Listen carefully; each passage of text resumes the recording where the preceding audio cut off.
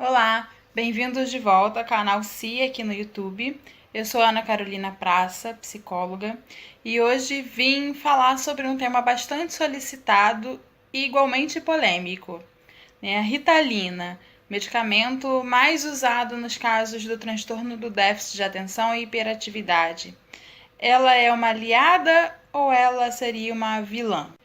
Não tem como falar nesse assunto sem lembrar da minha época de formação na graduação, de onde eu e muitos outros, psicólogos, então, saímos com uma visão bastante crítica em relação à medicalização, em relação a esse excesso de diagnósticos, que inclusive falaremos em outro vídeo, que é um assunto também bastante pedido. E então a gente sai com esse olhar mais crítico que a gente deve ter em relação ao uso de medicamentos, né? O medicamento é algo químico que está entrando no nosso corpo e produz efeitos, né? Como um remédio para dor de cabeça, faz passar a dor de cabeça, mas ao mesmo tempo pode ter outros efeitos colaterais. No caso da Ritalina, eu ressalto um ponto bastante polêmico que tem relação com o quão recente é esse medicamento, né? O quanto ele ainda é estudado, né? Ele foi bastante estudado em ratos, enfim, como qualquer outra medicação, né? E nos humanos, efetivamente, ele é bem recente e não existe ainda um estudo longitudinal que vá apontar os efeitos do uso da Ritalina nas crianças de hoje quando elas forem adultos. Então a gente ainda não sabe se tem algum efeito a longo prazo, como que seria isso. Até mesmo em termos de dependência, né, que muita gente fica preocupada. Muitos médicos defendem que a Ritalina não causa dependência, outros médicos defendem que causa dependência. Eu, como psicóloga, vou ficar em cima do muro em relação a esse ponto, pois eu ainda não conheço nenhum estudo que fale disso a longo prazo, né? Os adultos, os idosos que foram crianças que tomaram Ritalina, como eles estão, né? Quais são os efeitos, ainda não existe, pois essas pessoas, essas crianças ainda estão em fase de crescimento. Mas, embora não esteja aparecendo, eu não sou totalmente contra o uso da Ritalina. Na minha prática de consultório, muitos pais perguntam, né, se é para levar a criança medicada ou não medicada para os atendimentos. Eu sempre prefiro não medicada, para eu ter acesso ao real comportamento dessa criança, né, sem o efeito da droga, né, sem o efeito da medicação.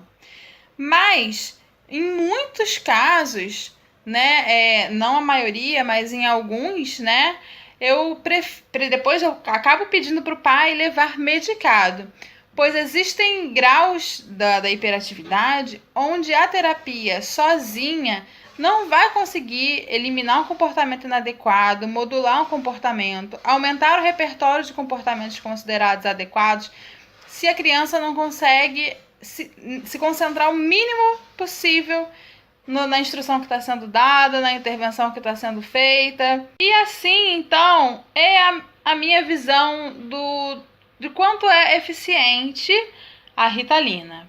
Né? Ela não é só aliada, ela não é só vilã. Ela pode ser aliada, ela pode ser vilã, inclusive, de repente, né, desempenhar esses dois papéis ao mesmo tempo no mesmo indivíduo. A Ritalina ela não é indicada em todos os casos de TDAH. Não são todos os hiperativos que vão precisar da Ritalina. Além de existirem, óbvio, outros medicamentos dessa mesma família da Ritalina, também precisa, caso a caso, ser avaliado por um conjunto de especialistas, né? Por uma junta de profissionais especializados no assunto. Um médico, geralmente, é um neuropediatra que vai poder ajudar nessa avaliação, mas alguns psiquiatras também estão habilitados, o psicólogo, né? E aí, dependendo de cada caso, pode ir acrescentando um fono, um psicopedagogo, né? Quanto mais profissionais de áreas diferentes, né, para complementar essa visão diagnóstica, puderem dar uma olhada nessa criança, fazer uma avaliação, melhor, para ter um olhar mais completo e ser mais assertivo na intervenção, inclusive para apontar se vai realmente ser necessária a medicação ou não, ou pelo menos naquele momento, né? Lembrando que o diagnóstico ele é fluido, né? No momento a criança pode se dar bem e evoluir somente com a terapia e em um momento seguinte precisar dessa ajuda da medicação. Ou o contrário, a criança pode começar com um caso de moderado a severo, precisando de uma ajuda medicamentosa, e depois essa medicação ir sendo tirada. O mais importante disso tudo é a família ter uma equipe junto, né? Uma equipe que se comunique entre eles e que se comunique com a família, para ir dando as orientações necessárias. Então, sobre esse assunto, não dá para ser extremista. Não dá para considerar a Ritalina somente vilã. Também não dá para considerar a Ritalina somente aliada. O importante é considerar caso a caso e ter uma equipe multidisciplinar para dar as orientações cabidas. Então, procure ajuda especializada, né? Procure profissionais que entendam do que estão falando, que saibam dar as melhores orientações. E se ficou mais alguma dúvida, ou vocês desejam que eu fale sobre um outro assunto, é só entrar em contato nesse e-mail aqui de baixo que eu volto aqui e respondo para vocês num vídeo. Beijo e até a próxima!